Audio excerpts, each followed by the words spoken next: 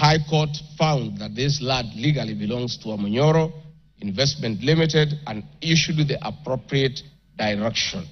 This matter has since been challenged in the Court of Appeal. I invite the honorable member who may want to be enjoined in this case to have the liberty to do so. Mr. Speaker, sir, I have been accused in the irregular procurement of mosquito nets at a cost of 3.7 billion. In response to paragraph 45 of ground 7 at page 23 and 42, paragraph 78 and ground 11 and page 36, 37 or 42 of the impeachment motion, I wish to respond as follows. It is not true, as claimed in paragraph 3 of the witness affidavit of Andrew Mulwa, that I was involved in the KEMSA 3.7 billion irregular procurement of malaria nets, either directly or through proxy. Further, Shobika Impacts Limited was not awarded a subject tender as the acting director of procurement, Dr. Justice Kinoti, by letter 5th May 2023, formally notified Shobika Impacts Limited that its bid was unsuccessful because its tender security was not paginated and the tender was hence non-responsive. That is clear at paragraph 4 of the witness affidavit of Andrew Mulwa. He contradicts himself by claiming that on 11th July 2023, I pressured him to surrender the original bid board, yet by the letter dated 5th May 2023, KEMSA had requested for collection of the original bid. Thus, there was no cause to pressure to be exerted on Mr. Mulwa for any other purpose. I am aware of a foreign company known as Shobika Impacts Private Limited, domiciled in India, and which appointed Crystal Kenya Limited as its local agent in the year 2014, that is 8 years before Gachagua became the deputy president. To date, Crystal Kenya Limited has complied with the agency terms between itself and Shobika Impacts Private Limited, annexed hereto and marked as Annex RG18 in an appointment agency letter by Shobika Impacts Limited in the year 2014.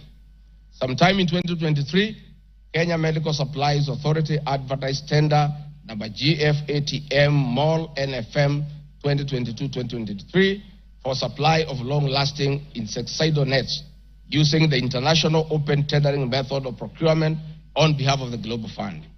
The monies for supply of the nets, as per my understanding, was a pure grant from the Global Fund.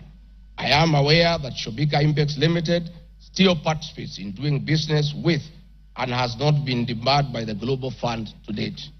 I believe being technically qualified to provide and deliver the goods subject of the tender document, having the financial ability to do so, and without their participation or assistance from Crystal Kenya Limited, Shobika Impacts Private Limited independently participated and submitted in its bid in response to the subject tender pursuant to an invitation by KEMSA.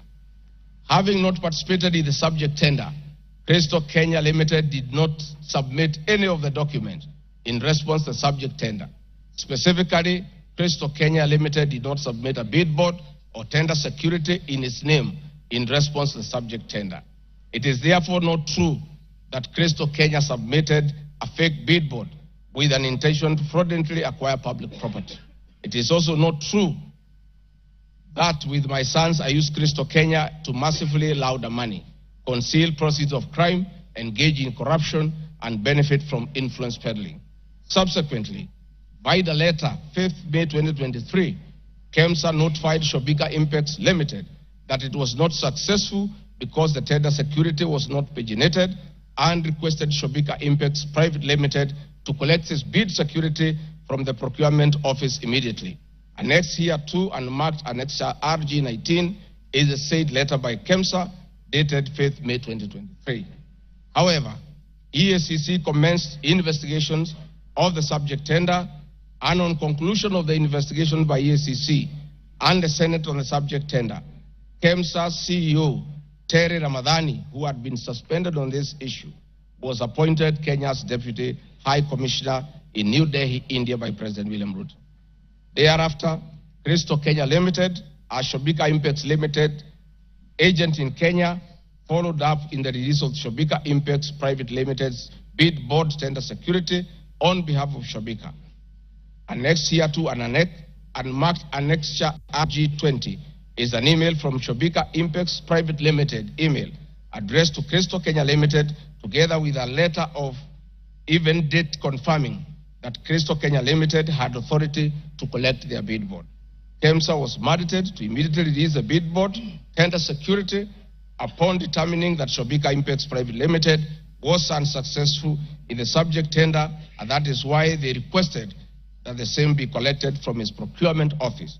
KEMSA did so, as can be seen in its letter dated 11 July 2023, annexed here to and marked Annexure RG21 in the said letter by KEMSA dated 11 July 2023.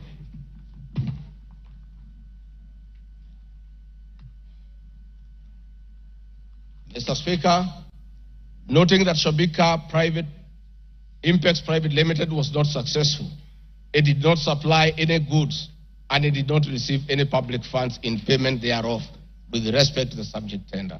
Accordingly, I have not committed any crime under Section 45(1), 46, 47(a)(3), and 48(1) of the Anti-Corruption and Economic Crimes Act and Section 2, 3, 4, and 5 of the Proceeds of Crime and Money Laundering Act.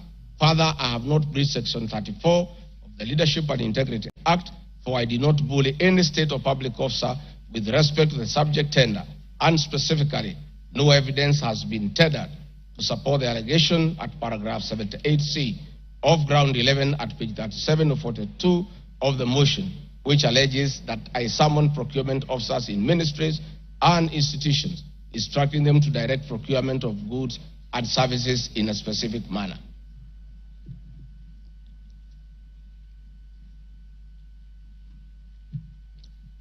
I have been accused of unnecessary and expensive renovation of the official residence of the Deputy President in Karen and Mombasa. Mr. Speaker, firstly, I would like to state that funds for the renovation of the official residence were approved and allocated